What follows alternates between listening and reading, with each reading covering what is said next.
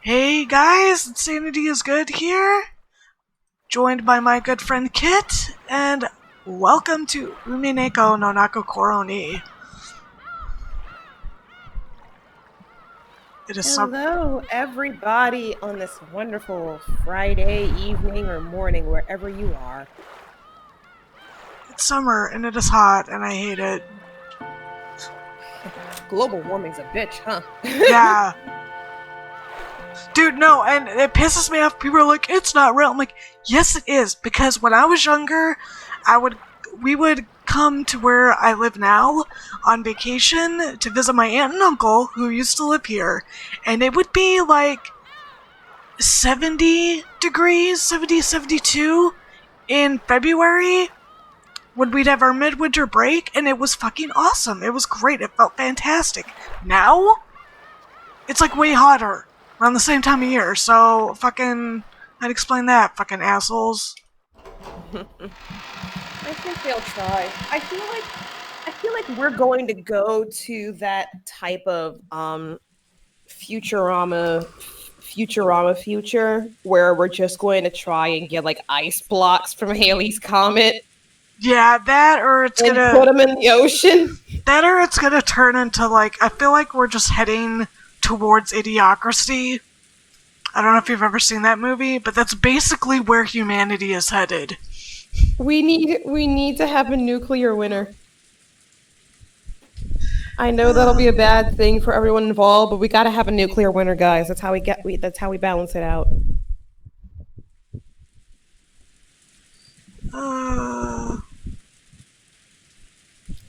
All right, we're done. We're done shooting the breeze and trying to lighten each other's emotions with. Yeah, because we're getting hit with this sentence as a first. Yeah, pretty much. I mean, we knew it was going to happen, but yeah. In the end, Canon-kun did not regain consciousness, and we heard the telltale water droplet of demise. Servant Cannon, found in the boiler room with a weapon resembling an ice pick sticking out of his chest. How presumptuous of lowly furniture like that. You shut your dirty mouth up. Okay, so now we're down to... Yeah, we're down to 7? Hold on. 1, 2, 3, 4, 5, 6, 7. Yeah. Yup. No, wait, that's 8. That's 8. I'm sorry, excuse me. 1, 2. That's 8. We're down to 8. 8, yes. We got Genji. So Kenneth died, and now we're down to 8. Yeah, so we got Genji, Nanjo, Natsui, who still has a gun, Jessica, George, Battler, Maria, and Kumasawa. Even though Dr. Nanjo and the rest did all they could to heal him, of course, there was very little that could be done on an island like this without medicine or proper facilities. However, Cannon was the only human ever to confront the culprit. If only he could give us some kind of clue. However, at the time they carried Cannon away, it was already too late. Why do all the characters I voiced die? Right? Why? My sincere apologies. Without proper facilities, there was nothing I could do about such a serious wound. No, that's perfectly understandable. Thank you so much for giving it your very best. Dr. Nanjo's shirt had been sprayed by a violent spurt of blood, so it was easy to imagine the devotion with which he had tried to save Cannon's life, up until the last second. Okay, I know this is going to be hurtful. This is going to be hurtful, but damn, Cannon was a bleeder. Yeah. And Nanjo sorry. Nanjo wouldn't be that good of a doctor if he didn't try to save him until the last second. Oh. Yeah. Jessica was crouched in the corridor, crying softly. Oh, baby! Sweet child, she loved him so. She had probably been taking care of Canon-kun until the moment of his death. George and Iki tried to approach her with words of comfort, but when Jessica pushed him away, he stopped trying to force her to talk and left her alone. I mean, they both lost their, yeah, like, maybe significant others that were, like, servants to this place, so... Oh, hi, Rox. Oh, yeah. Phones do that kindred at this sometimes. point. Yeah, it's sad. If only I hadn't let Ken and Son go alone. Oh. Do not let that bother you. If you had been with him, you would probably have been attacked as well. He foolishly rushed on ahead and paid for his mistake. Excuse you? How can you say it like that? Ken and Kun spotted the culprit and bravely stood up to them. If only Kumasawa-san had gone with him, the culprit might have hesitated and chosen to run away. Probably would have killed both of them. No, she wouldn't. Probably wouldn't have, no. I would have just killed both of them, honestly. Pretty much, yeah. She has the power. She has a lot of butterflies. That can happen. Emotion-filled words that I never thought I'd hear coming from Jessica's mouth tumbled out. Kumasawa, looking truly sorry, could do nothing but hang her head. Jessica... You shouldn't talk to her now. It's the same for me, and probably you as well, right, Batlika? We don't know what's going on, and it feels like our hearts are going to split open. There were tears in George and Niki's eyes again.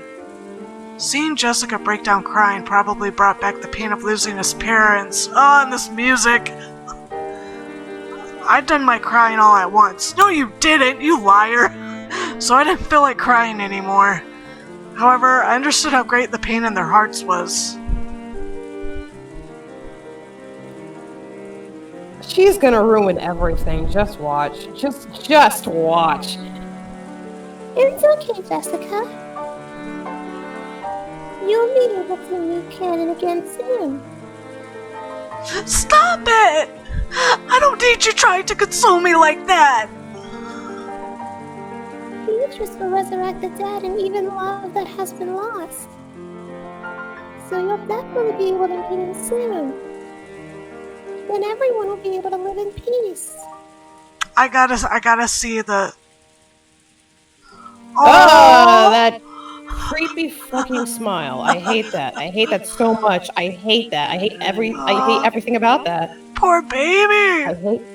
I hate that. I hate everything about that. So the one who killed Canon-kun is this Beatrice who supposedly gave you that letter yesterday? Where is she?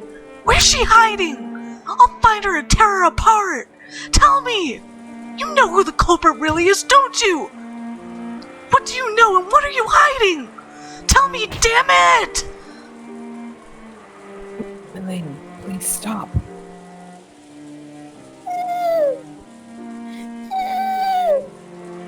Beatrice exists!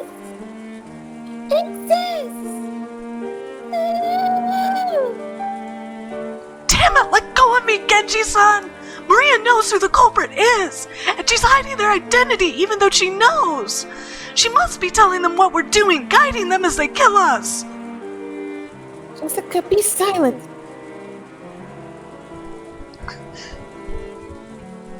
Hello, me try not to be a weepy bitch, it's good. This music, me, I'm fine.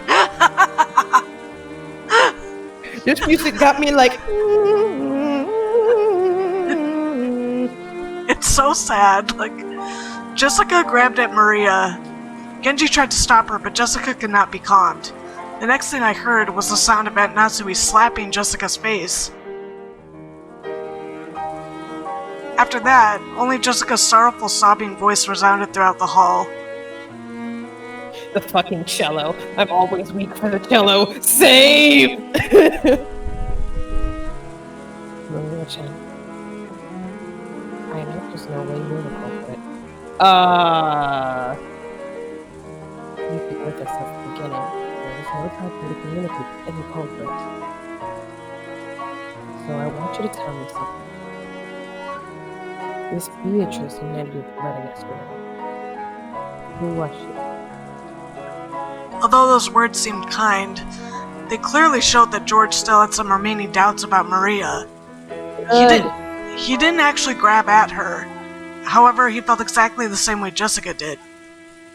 Aniki, I already asked her the same thing a second ago. Her answer was the same as before. I want to hear it from Maria's mouth. Who is Beatrice?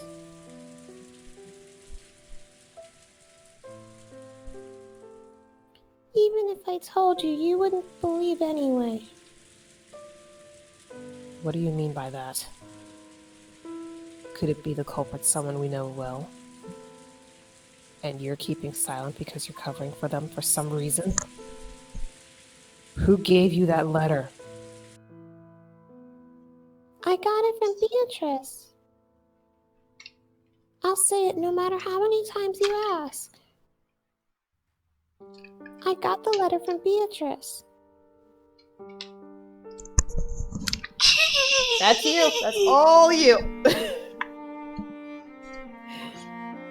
George and Nichan, do you refuse to believe in Beatrice because she's not an opponent you can hit? Wow, first time I wanted to slap her. GLaDOS, this child is evil. GK, we know that. We know that, GK. We know this child's evil. Hi, T. We know this child is evil. Oh, and T, you didn't miss much, basically. Cannon died, but we knew that already. And everybody just wants to slap Maria. And Jessica is very, very sad. It's hurting my heart.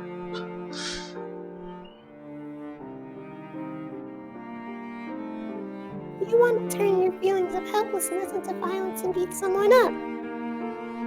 So you won't be satisfied unless your opponent is a human you can hit. So even if I tell you the truth, you won't accept it. So it's pointless for me to tell you. You won't believe.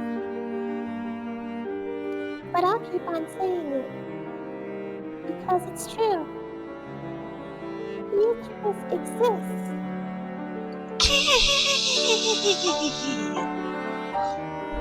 The door to the Golden Land will soon be opened.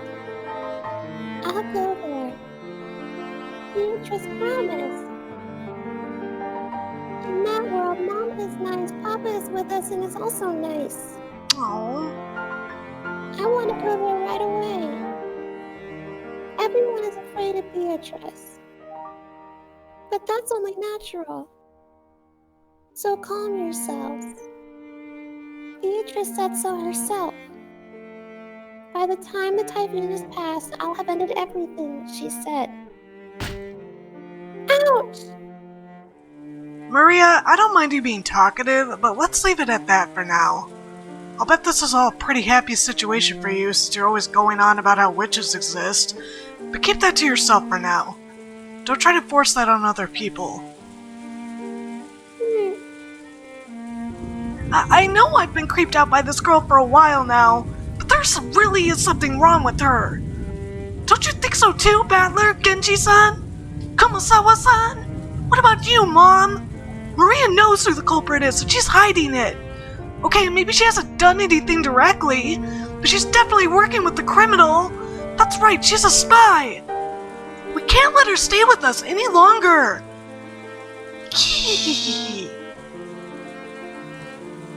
Maria-chan, you must realize there are times when indiscreet discussion is best avoided. If you keep adding oil to the fire, even I will get very angry.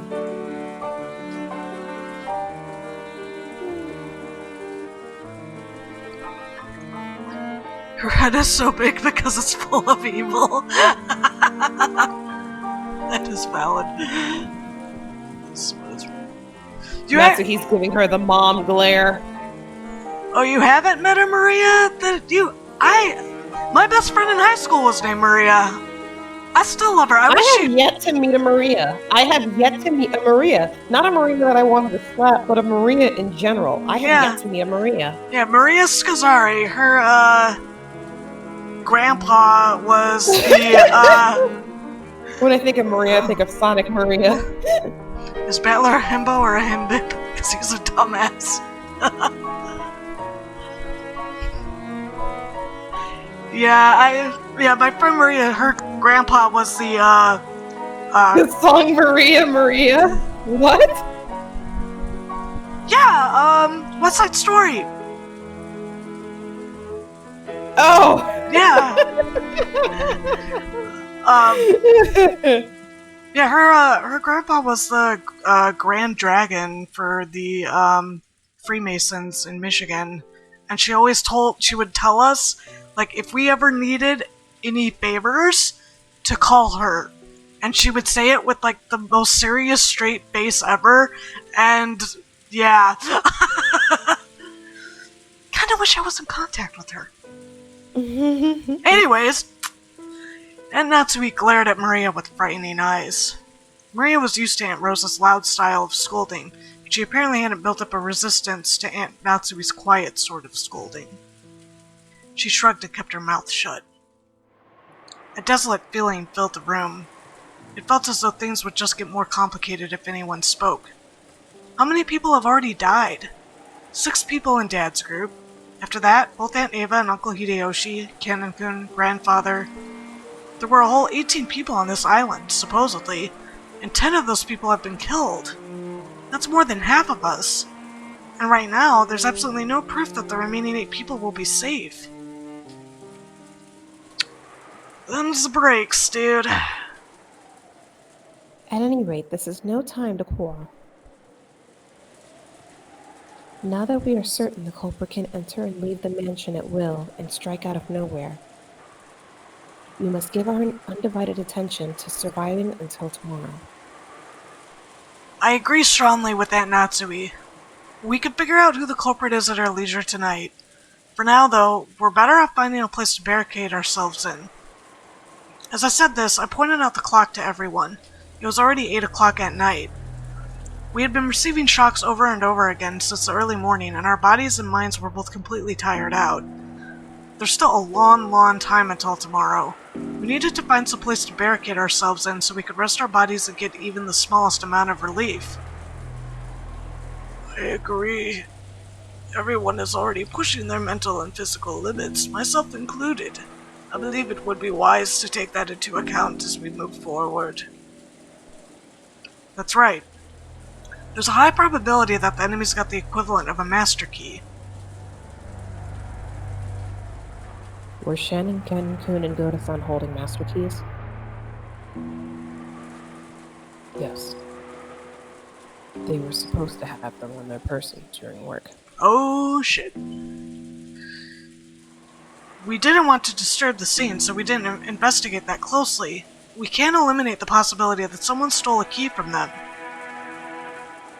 In the first place, we know the culprit may have been near the servant room at some point to unlock the garden and shed shutter. It's conceivable that they obtained a master key from there early on. There were many servants serving the Shiromiya family. Because of that, there were several master keys. Furthermore, every time one employee started or finished working, the keys were passed between servants, and we had to acknowledge that this had probably gotten a bit sloppy at times in the past.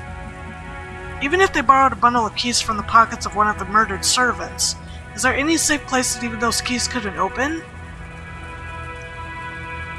Because of the nature of our job, we have been entrusted with keys to all of the rooms. All of them in the mansion and in the guest house. So in other words, no matter where we hole up and lock ourselves in, it'd just be pointless. Fine, who cares about locking up? If you're gonna come, bring it on, damn it! I'll beat you at your own game. The enemy won't approach us from the front. I don't know about the first 6, but if you look at what happened to my parents in Cannington, and even grandfather, the enemy has only gone after isolated people. They don't have the power to assault all of us openly in a secure room. That's right. It's just like Aniki says. And maybe Aunt Natsui's rifle could serve as a deterrent to stop them from attacking. I hope this is so, but... Maria, you little bitch, shut the fuck up. I want to see the little face. She's so cute. No, she's not cute anymore. She's adorable. No longer cute. She's not cute anymore, no. I love her. She's a smug bitch. No. I love her. Maria, I know you want to say something, but keep it to yourself and stay quiet for a while. Maria probably wanted to say something about how witches weren't afraid of things like guns. But if she were to say it out loud, the atmosphere around here would start to get pretty edgy. And she would be shot. I had noticed and decided to put a stop to it. If I may. I do know of just one place that cannot be entered, even with the servant key rings. Where's that? Kitso study. That would be the master's study. I'm against this. I don't even want to think about going to Grandfather's creepy room. How many keys can gain access to that room? There are 2. I always have one on my person.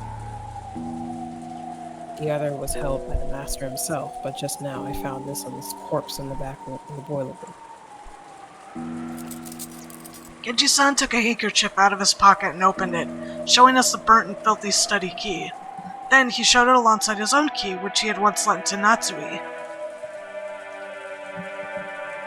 Normally it would have been proper to leave the master's key for the police.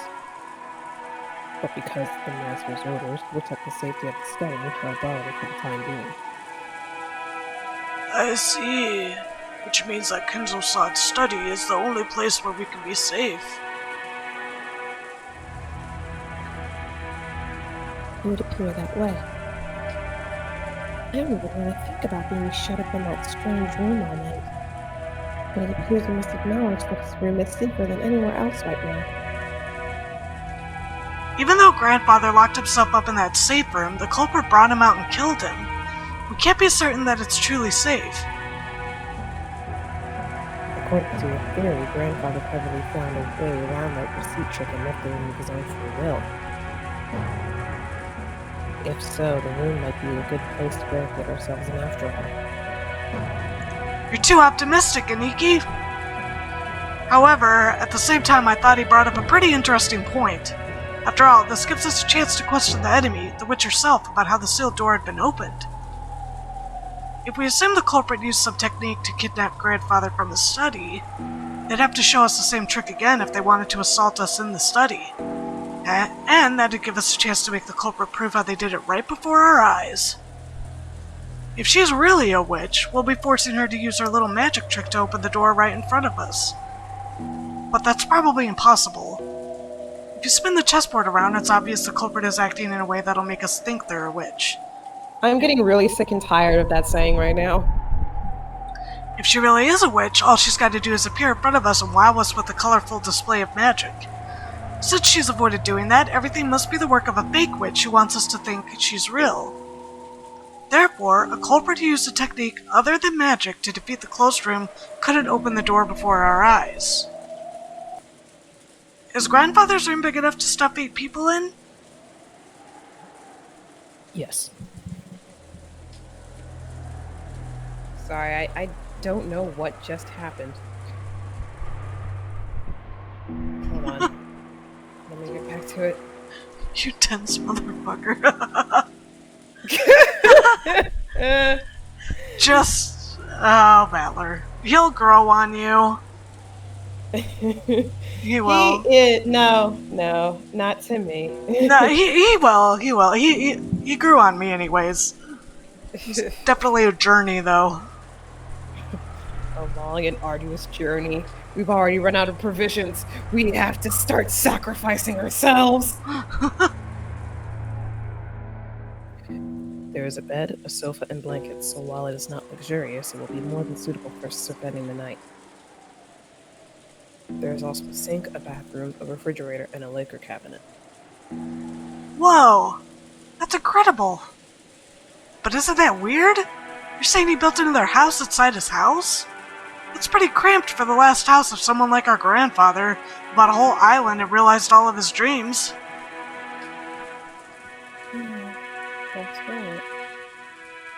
After some point in time, Father probably couldn't feel at peace in any other place, even inside the mansion.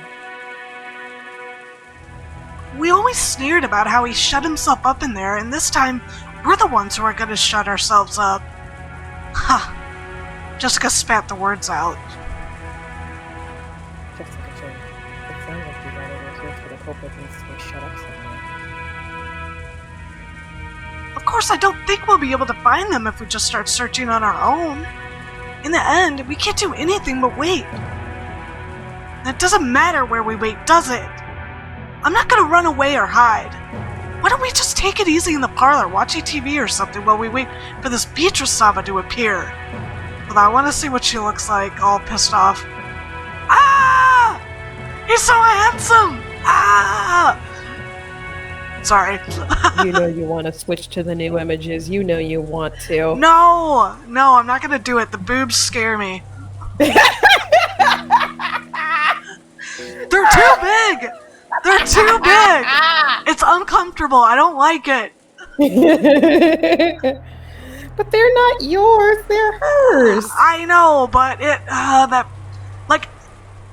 You scared them anime titties? it looks so uncomfortable, man. Anime titties? It looks so uncomfortable. Like, I like my titties realistic, okay? We both know that anime titties never look realistic.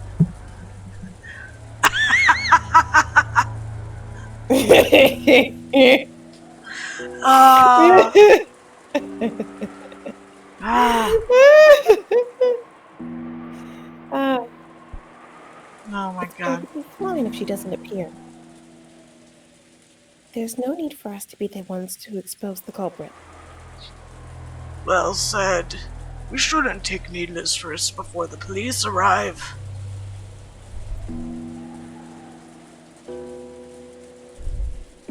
Excuse me.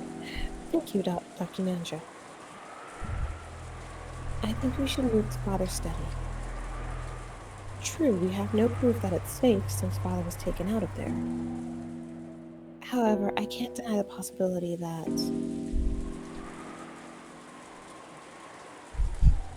God, rocks.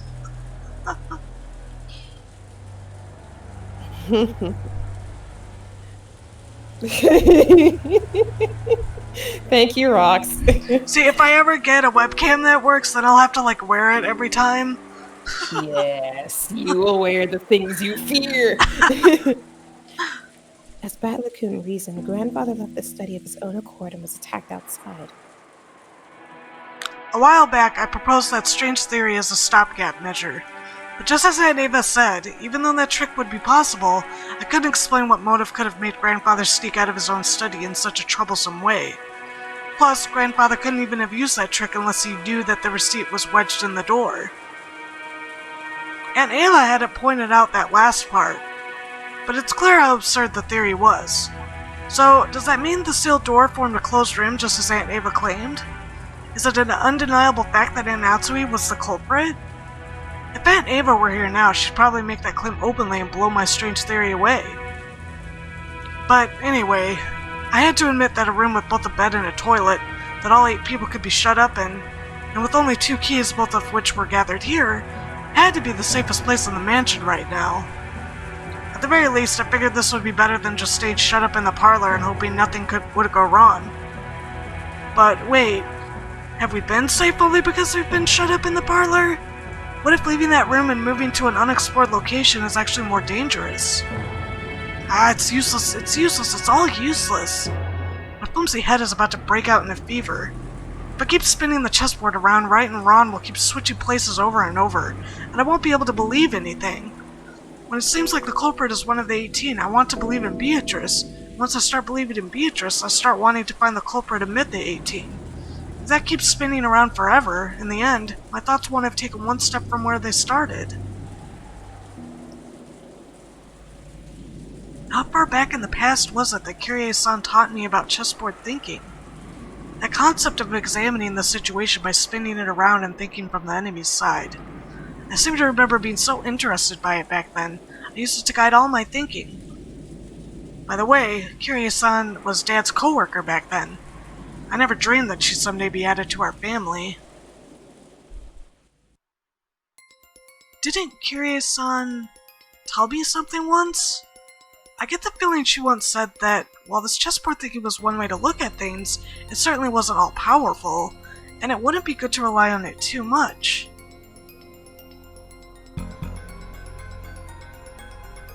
This is you. I know, I'm trying to remember what her voice sounded like. It's been a while. It's been a damn long while. Chessboard thinking is my own interpretation of something called game theory, which I read about not long ago. It's a very interesting subject, so you should tackle it yourself when you get into college, I recommend. I really want to try it. If I could study and perfect my chessboard thinking, it'd be fun to be able to read into any opponent's move, wouldn't it? But you can't believe in it blindly. Game theory is a very deep and complicated subject. Chessboard thinking is just my interpretation that skims the surface of game theory.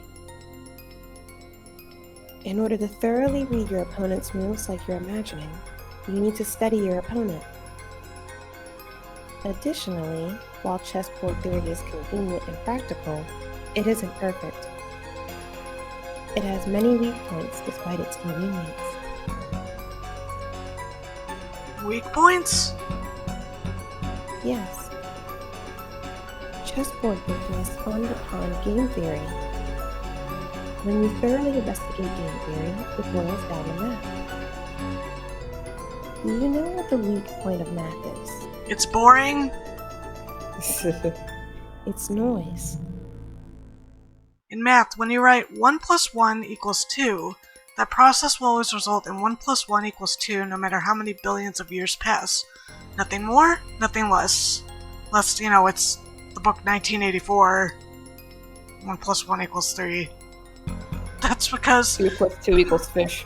Yeah, that's because there's absolutely no noise mixed in. But, for example, unlike math, the Japanese language has noise mixed in. Kanji are a good example.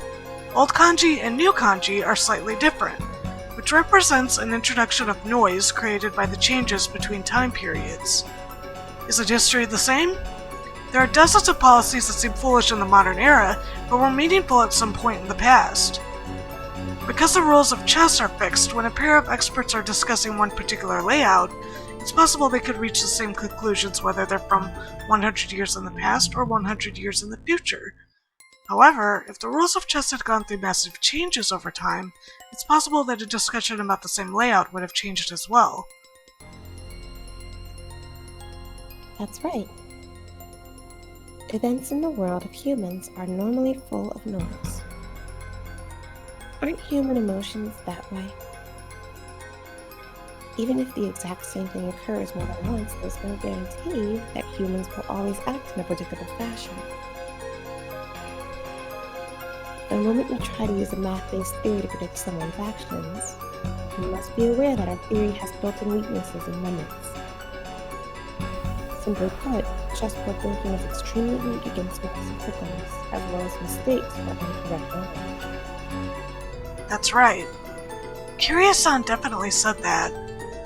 Chess has always been a game where both sides play by the same rules and fight with the same conditions for victory. That's why it's possible for both sides to predict the other's moves. It's possible to read your opponent because you can always suppose they'll make the best moves they can find.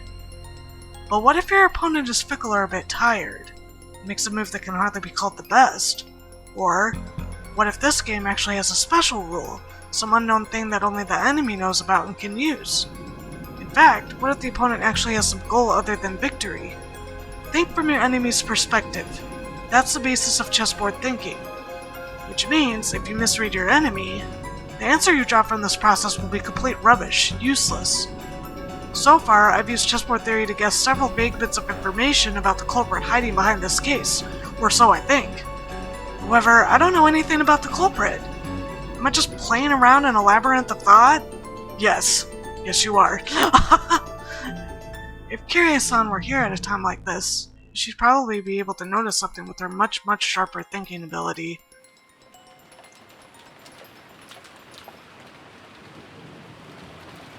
Until the very last moment, Jessica resisted moving into Grandfather's study. But in the end, Aunt Natsui persisted, and we decided to move there. Everyone was completely wrapped in paranoia by now. Kumasawa-san had prepared dinner at one point, but during the time we were discovering the deaths of George and Iki's parents, both the kitchen and the parlor had been left empty. Someone suggested that the food might have been poisoned while we were gone. Because of that, we were unable to even touch the food that Kumasawa-san had taken the trouble to make for us. The manner in which the first 6 were killed was still unknown, but it certainly could have been poison. Certainly, that would allow even a single person to carry out the murder of 6 large adults. Furthermore, this idea made it easy to imagine there being only a single culprit, one who'd be afraid of Aunt Natsue's rifle, and this was very good for our emotional stability. Hide behind the gun! But the fatigue and hunger were even harsher than we'd imagined. Then Kumasawa-san made a proposal, and we all went together to the kitchen. There, we gathered some canned food and other things that would be hard to poison to take in with us. All of Kumasawa-san's efforts to reward us with just a little dinner on this savage day regrettably came to nothing. The food piled up on the serving cart looked just a little sad. We all started climbing the stairs, and Natsue, who was in the lead, warily stared into the darkness with both eyes on the barrel of the gun. Once we dragged ourselves up to the 3rd floor, just as Aunt Natsue had warned us of beforehand, there was a mixture of a chemical smell and a sickly sweet aroma, a stench hanging in the air that felt like it was eating into our heads. I see, this kind of stench probably would give you a headache if you were shut in with it for a whole night. I know it's a little late, but I'm with Jessica. I vote against going into Grandfather's study. It felt like the stench was floating out from this magnificent door. It was a door to the forbidden study, which should defend against any who would enter. While Genji sat unlocked the door, Maria stared at the door and the doorknob with great interest. Incredible door. It looks old and strict and like it'd stop any jokes cold. A perfect door for Grandfather's study. The power to ward off spiritual menaces is strong here. Beatrice probably couldn't open this door. Oh? What does that mean? Maria pointed at the doorknob. A scorpion crest. No, a design like a magic circle arranged around a scorpion was inscribed there. That design. That's right. Isn't it just like those keychain charms Maria gave Jessica and me yesterday? The 5th magic circle of Mars is a strong ward against magic. Additionally, this magic circle was very diligently constructed and is full of power. Such a magic circle can be quite troublesome to beings of magic like Beatrice. Isn't that comforting? Are you saying we could escape even Beatrice's clutches in this room? Our little witch here sure is reliable. Then how did Beatrice get Grandfather out? Just as Battler reasoned. Beatrice can't go inside. However, she has both magic and familiars. Using them, she might have been able to get Grandfather to leave the study of his own accord. Ah, I've read about that in manga. I've seen a bunch of scenes where vampires were frightened of crosses, so they couldn't get close. But their familiars were just fine, so they made their familiars attack. Those scorpion keychain charms I gave you yesterday also had a 5th magic circle of Mars on them. The power dwelling within them was weak, but they should be enough to protect you until we leave the island. Although it sounds like you've lost yours, right?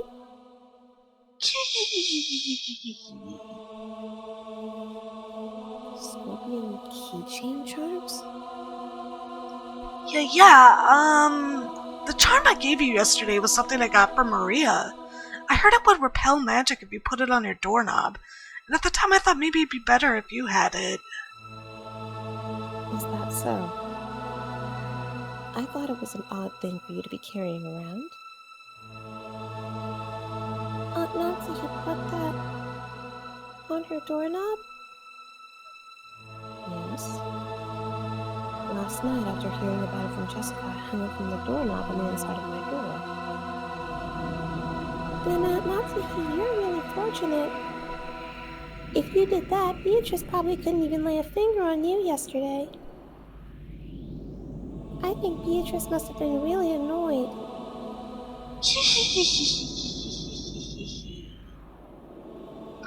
Beatrice, annoyed? Couldn't lay one finger? Natsue thought back on that eerie scribble she'd seen that morning, so someone had been tearing at the outside of her door with blood-soaked hands, and gasped in surprise. Could it be that this witch who called herself Beatrice tried to enter through the door to Natsue's own room? But the magic repelling charm had been hanging from the inside. So she couldn't break through the door. So she was annoyed. So she scratched at it? Oh god, that's so creepy to think about. Like, It is, really. quit it! Don't talk about that! Witches don't exist. The culprit does. And they're a human just like us. If you need proof, why don't we dice her up and see if her blood's red? Damn it. Damn it. How could you do that to Ken and Kun? Genji unlocked the door. 8 people entered Kinzo's study.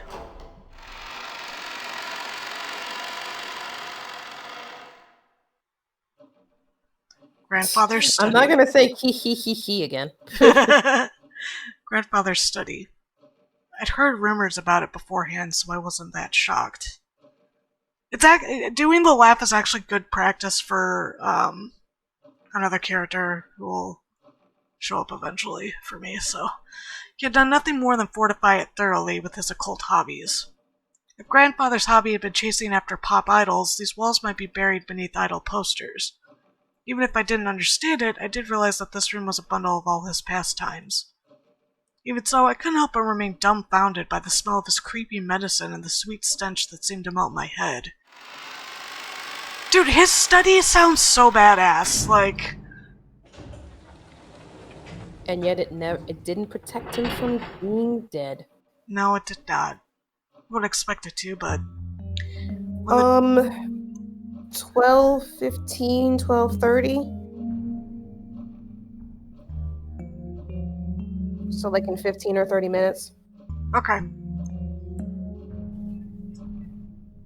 When the door was closed, it automatically made a clunk. I see, this is the auto lock that's activated whenever the door is closed. And there were only 2 keys that could open this door from the outside, both of which were in this room. In other words, it had become a closed room. The shutter, the receipt, the chain, and now the auto lock. This 4th door had the most magnificent lock yet, and this was doubtlessly a closed room. Just to make absolutely sure that the room was secure, we checked all over for ways in or out. The window was tightly locked. That should have been enough, but just in case we tried knocking all over the walls. After all, we had talked about there being a hidden door in this room. But we couldn't find anything suspicious. Grandfather's study was very large. Even though we called it a study, it wasn't really a single room. It could be divided up into 4 basic sections. A study section, a bedroom section, a toilet-bathroom section, and a section for cooking that had a sink. I see, this study really does have enough in it to live in. Now we see how Grandfather could live his whole life in this room without ever leaving. Same Grandfather wasn't in the habit of watching TV, because there was no television or even a radio in this room. You can't do anything except pass the time listening to the sound of the rain until tomorrow morning. Or read the many books he has? Like... I mean, most of them are probably occult anyway. Yeah, so it's better than nothing. Dr. Nanja looked closely at the chessboard that sat on the table in front of the sofa and muttered. It was apparently the partly finished chess match he'd been playing with Grandfather until yesterday. The black had the white pretty well cornered, and it looked like checkmate would be reached within a few moves. The last part of the endgame.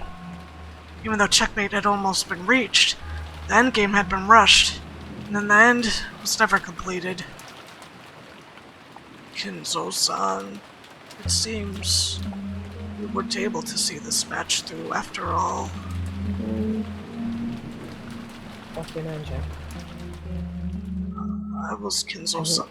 Oh, sorry. Wait, no, that's you. That's you. I was Kinzo-san's friend for a long time, but I never knew about more than half of him. I believe 2 Kinzos existed, a wise one, and one trapped by some madness. I never understood anything about him. Especially when it came to Beatrice-sama, it would seem like his personality changed. In the direction of Kumasawa-san's upward gaze, a portrait of Beatrice could be seen. It wasn't massive like the one hanging in the entrance hall, but small, made for this room. Grandfather probably spent every day in this room, and so much of his time talking to the witch in that portrait. Who was Beatrice to Grandfather in the first place? Right now, you couldn't just explain it away by saying it was a story made by the parents to frighten children away from wandering into the forest. While eating the canned food we'd brought from the kitchen, we talked together about who Beatrice was. Whether the culprit was Beatrice herself or someone pretending to be her, whether they were a witch or a human, that was besides the point. The woman in this portrait was strongly related to the roots and background of this case. You couldn't talk about this case without talking about her. Spill that tea, ladies and gentlemen. That's right. Mom, you picked up the culprit's letter in Aunt Ava's room, right? Yes. Well, that's right, there's a letter! I still haven't opened it. Let's give it a try. And Natsumi Watch it be some creepy shit. Just watch it be some creepy shit. Oh yeah, of course.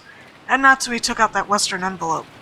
Genji-san pulled a paper knife out of a drawer in the study desk and handed it to her. While watching her open it, George and Iki grimaced slightly. After all, it was a letter left at the site where his parents had been murdered. There was a good chance its contents would say something unbearable to Aniki. And Natsumi also seemed to realize that. So she glanced over the contents first without reading it aloud. We were a little frightened that she might grimace after reading something shocking, but she just frowned unhappily. What does it say? There is one unpleasant sentence. It must be trying to provoke us. Natsui, after deciding that the contents could be shown to the children, set it openly on the table. Everyone stared at it at the same time. Praise my name. What the hell? That's annoying. It's probably Beatrice declaring herself the victor. Hold on.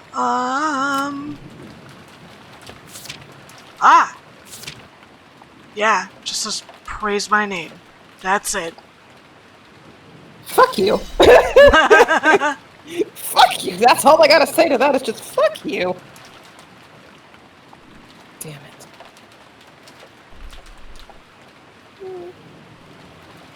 I'll bet you were hoping another weird magic circle would show up. It wasn't a magic circle, but my expectations haven't been betrayed. Hehehe. What could it mean? I wonder if she wants to tout her own existence. My thoughts exactly, T. Fuck you, you're not my mom!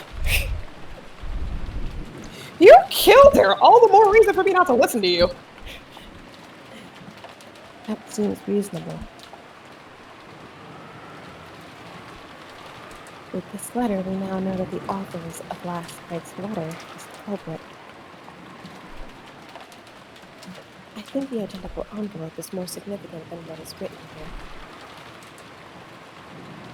Without a doubt, this is the type of envelope and sealing wax that the master used. Oh, I don't know what's going on anymore. This is the first time I've seen anything like this since I started working for the Ushiromiya family. You were just 3 years off of retirement. Right? Going by last night's letter, Beatrice is claiming to be grandfather's oldest confidant. Grandfather often said the same thing in the past, right? I spoke to Genji-san and Kumasawa-san, who nodded together. Guess that means you two know more about her than anyone except grandfather. Could you tell us? For a long time, I purposely avoided this topic. But now that it's come to this, I can no longer do so. Genji, tell us everything you know.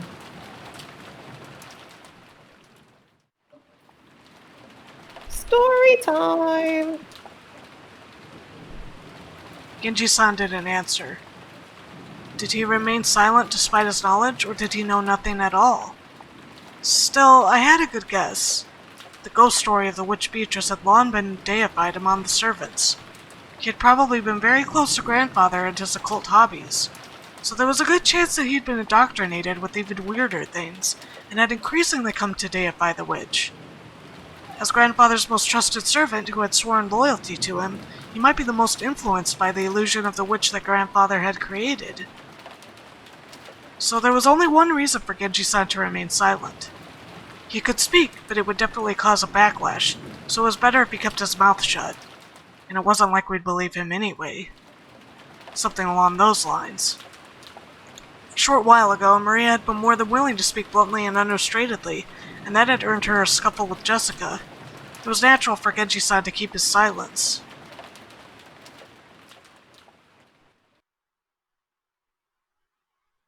Was she father's concubine? It says concubine, but I think the proper word would probably be mistress. Is concubine. That could be possible. For ordinary poor people, polygamy isn't only viewed negatively from a moral perspective. It's also an unmaintainable financial situation. But that isn't the case for the very rich. It's possible for them to have another lover in addition to their real wife. We can't deny the possibility that grandfather had another woman in his life besides grandmother. Maybe... when grandmother was alive, I hear she was pretty sure of it. She thought he was cheating on her. I always figured she meant a witch that grandfather had imagined up, but... now this is getting really interesting. You told me, didn't you, Genji-san? You said Beatrice has been working for grandfather since before the mansion was finished. I heard that the construction of the mansion was completed in Showa 27, 1952. That means this person called Beatrice was in a relationship with grandfather since at least 30 years ago. Could that concubine of 30 years ago, or maybe a relative or hidden child with that person, hold some kind of grudge and be planning revenge? I see, this is starting to sound just like your standard Western mansion mystery. It's a filthy topic, but the easiest line of reasoning to accept. What do you say, Genji? I believe the master was indeed in love. Those feelings were certainly stronger than what he felt for his late wife. Who is this person called Beatrice? And what's she doing now?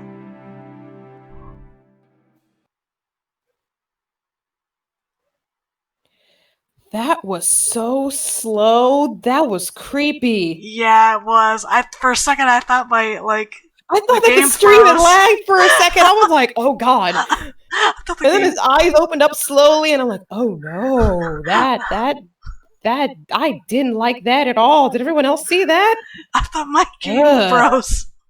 I didn't like that at all. Game, why are you being disconcerting now? I have heard that she passed away before the mansion was completed. She's already dead? Oh god, this is way more creepy. She's already dead?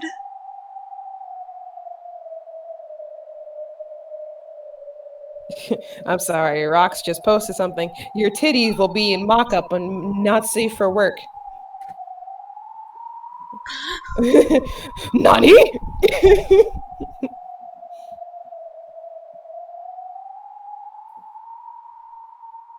Yes. The master was deeply stricken by grief, and he devoted himself to the art of black magic as a means to revive her. The master loved Beatrice Sama from the bottom of his heart. It was that madness which drove him to do all that you see here. As Genji-san said this, he spread his arms, as though asking us to look at this room, filled with the signs of grandfather's madness. It's everywhere! Madness everywhere!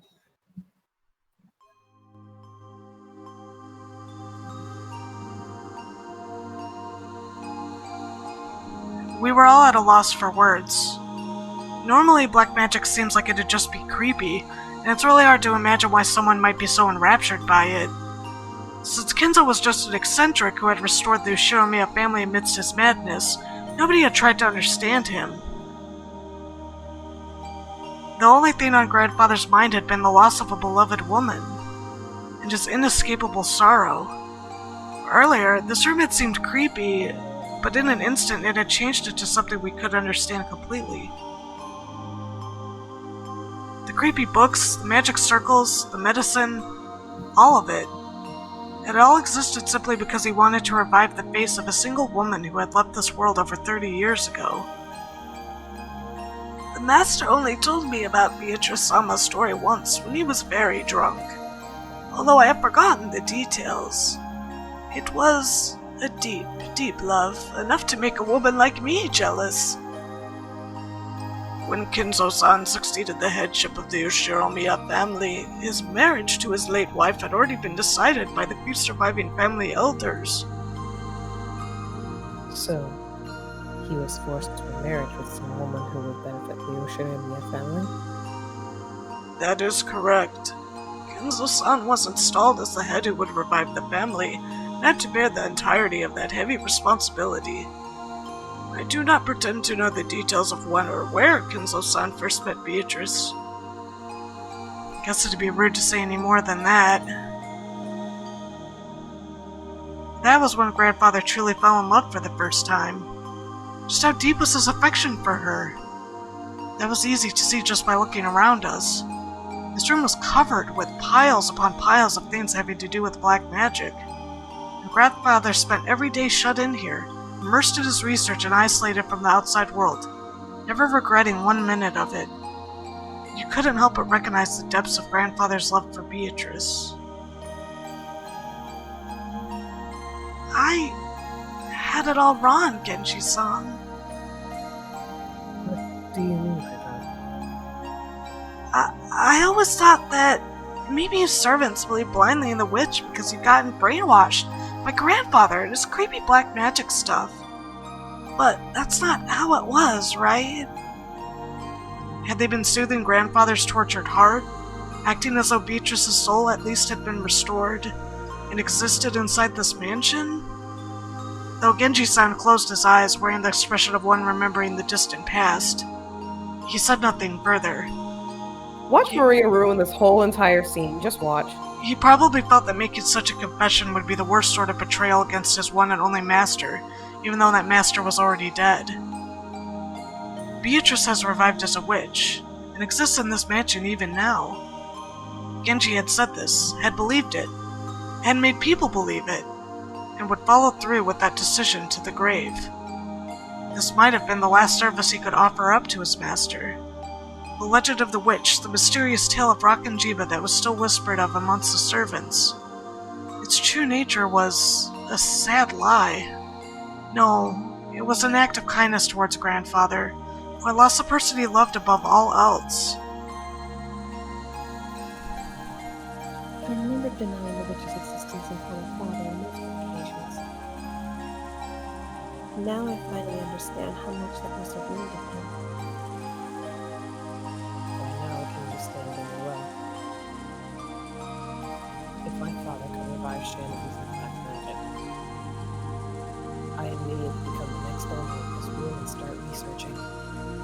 Oh, my heart! Niki. Another strand of tears dripped from George's eyes. Maybe his tears were infectious. Tears rose to Jessica's eyes too, and she sniffled. Oh god, I'm gonna cry too. God damn it! Like, here we go. This little bitch is gonna ruin it. Beatrice has said it. Very soon she'll be able to revive people. You'll be able to meet them, she said. Very soon, the door to the Golden Land will be opened. In the promised land that glitters gold, the souls of all the dead will be resurrected, along with the love that has been lost. Then I will sleep in a world of peacefulness for all time. Did she say that? The Beatrice who gave you the letter? You don't believe, do you? If only Grandfather were here, I'm sure he'd be happy. I'm sure he'd be jumping for joy now that Beatrice is about to be revived. In that case, I believe. If Grandfather gave up half of his life for this research, trying to resurrect the soul of the woman he loved and spending the rest of his life believing, I'll believe too. Never. When you love a single woman for so long, the people around you catch on to it and becomes the truth. Maybe you could say they're just being polite for the sake of your feelings. But right here, now, I'd like to call that magic. It isn't just being polite. It really is magic. She's a witch. It looks like no one can see Beatrice after all. Oh god. So I'm tearing up a little bit, like, some time passed. So we listened to the sound of the rain. We considered what kind of love and madness must have possessed the owner of this room, as he spent half of his life here.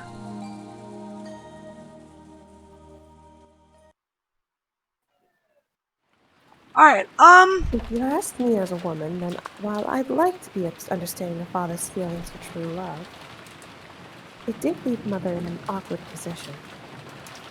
I agree. Cheating is cheating. No way to make it pretty.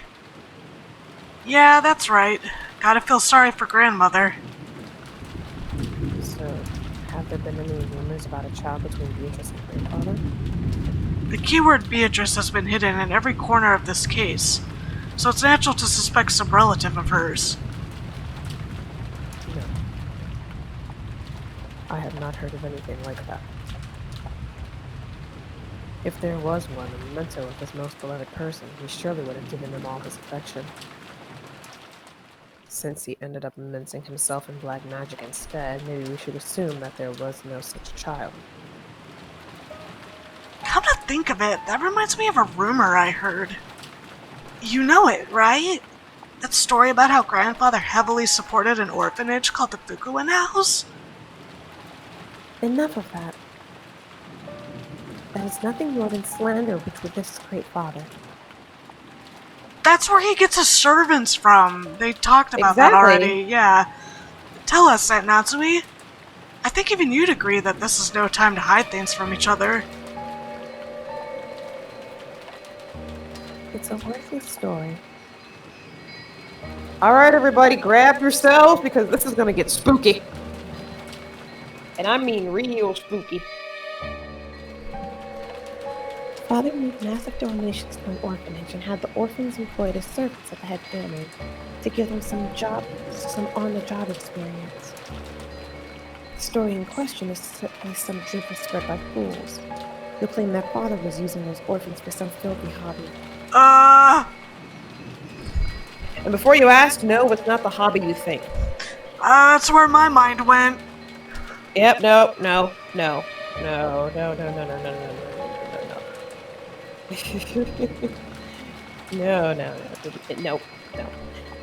For a while, some guys even said he was collecting human sacrifices for his black magic. That's the hobby. And he really was doing weird experiments and ceremonies in this room all the time, so I half believed it myself. And these servants who came from the Fukuin house are... There are several of them, but Shannon and Cannon were the two scheduled during the family conference shift. To resurrect Beatrice, he brought in servants from an orphanage as human sacrifices? After all, everyone grandfather selected as a servant was young, about the same age as Shannon or Cannon-kun. I was sure it was because grandfather had some bizarre hobby. Jessica! Mind your words. When Natsui scolded her, the atmosphere instantly went sour and everyone fell quiet. However, something was tugging at the back of my mind. Sacrifices. Oh, is it gonna figure it out? Human sacrifices brought over from an orphanage. What is it? Freaking words like sacrifices don't pop up often. And yet, I've seen or heard that word recently. Come on, Battler, you can do it! Come on, buddy! Come on, you dumb himbo! Come on! Come on, himbo! Come on, you himbo! Some part of my memory is tugging at me. Hey, Beatrice, what do you know? I had arrived in front of the portrait of Beatrice. It wasn't as massive as the one in the entrance hall, but that portrait, which must have been drawn by some famous painter, was still just as intimidating in the smaller size. Below it, just like in the entrance hall, was the epitaph that supposedly hinted at the location of the hidden gold. Ah. Sacrifices. Here. What the hell, Battler? You're creeping me out. 6 sacrifices. Both of my eyes were as wide as plates. He finally figured it out. Good job. Yay, everybody clap for Battler. You Good job. late fucker. Yay, he did You late, motherfucker. Welcome. The race is already finished. You just got last place. Everything's been predicted right there from the very beginning. Everyone crowded around, and the same expression of shock rose to all of our faces. God, they're so stupid. Except for Maria's, because Maria was like, yeah. I knew this bit. Right? She's like, yeah, that's right. It's right there in the epitaph. On the first twilight, offer the 6 chosen by the key as sacrifices. There's no doubt. 6 people died in the beginning. And even on the shutter where the magic circle was drawn, no, where the Hebrew was written, it mentioned the offering of sacrifices. Yeah. I've been saying that from the beginning. She has! Maria's the smartest girl. She's also the evilest one in the room, so why would we believe this bitch? That's right. Maria said it right at the start. Right after we found the 6 bodies, when Maria was in the parlor watching TV, she said it.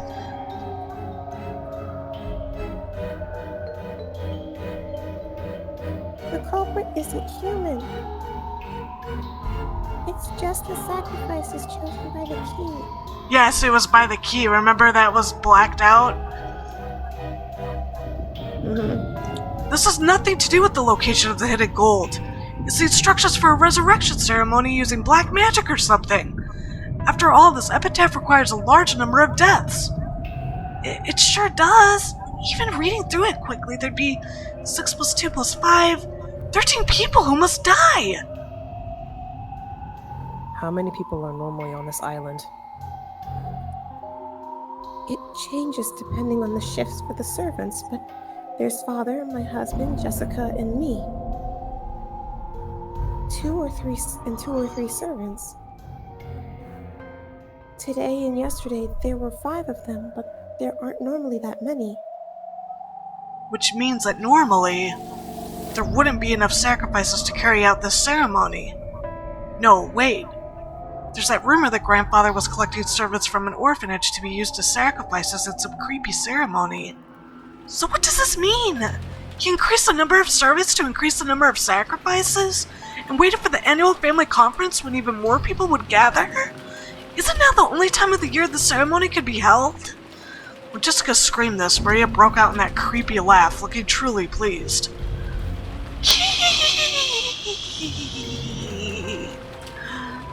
Haven't you ever heard of people making bets to test their faith?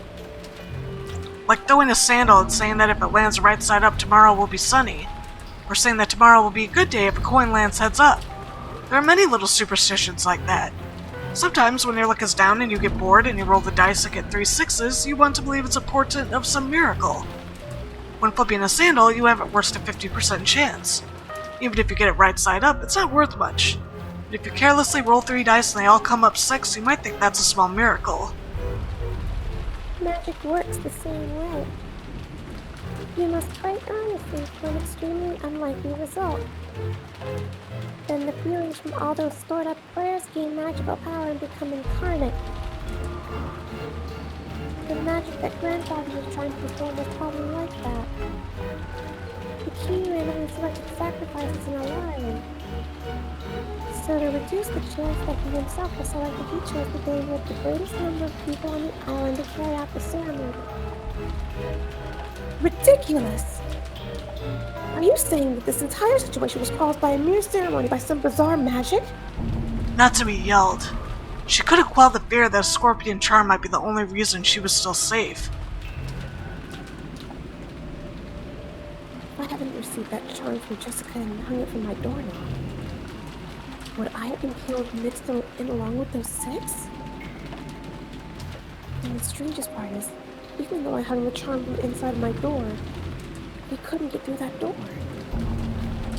The culprit noticed the charm from outside the door and gave up trying to open it. A human couldn't have perceived that. A charm meant to stop something that was not human had done exactly that. Impossible. Impossible. Impossible! But Natsui-san, the epitaph certainly does continue to fit even after that. On the second twilight, those who remain shall tear apart the 2 who are close. Could this be talking about Eva-sama and Hideyoshi-sama? If Elizabeth, we must reach that conclusion. And after the culprit killed them, they left the words from the third Twilight in the letter there. That's right. After carrying out the second Twilight, they left the third Twilight in that place. The third Twilight was just like Natsui just read. On the third Twilight, those who remain shall praise my noble name. Ah, if you read it this way, it just keeps going on, doesn't it? On the fourth Twilight, gouge the head and kill. Gouge the head and kill. George and Iki's parents were killed with those demons' ice picks gouged into their heads. But if they were... Okay, we're gonna stop here for a second because I gotta go. Alright. Alrighty, y'all, I'm gonna head to bed early. I apologize for leaving so early, but I must have things to do tomorrow morning at 8 a.m. and I need more than 5 hours of sleep. So I will leave you all here and see you guys next week. Alright, bye-bye, kid! Bye-bye, good night, y'all.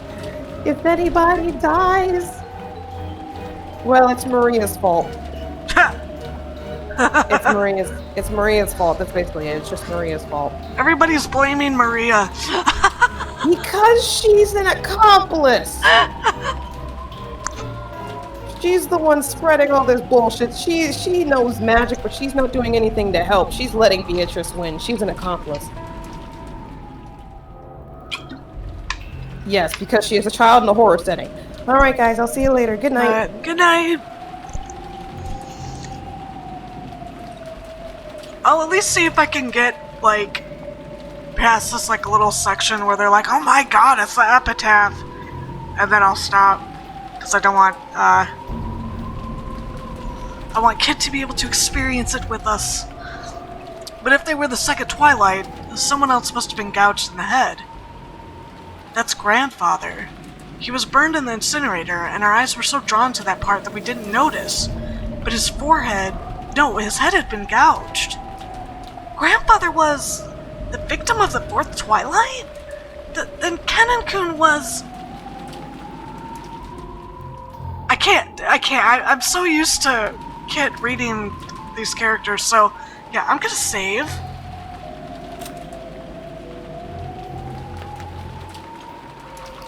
And save again, because I'm like that. Let's see, let's look at the new images. The fucking glass is all fogged up. Oh, it's great. Okay. Yeah, so... Let's see here. Yeah, so... We're gonna go ahead and...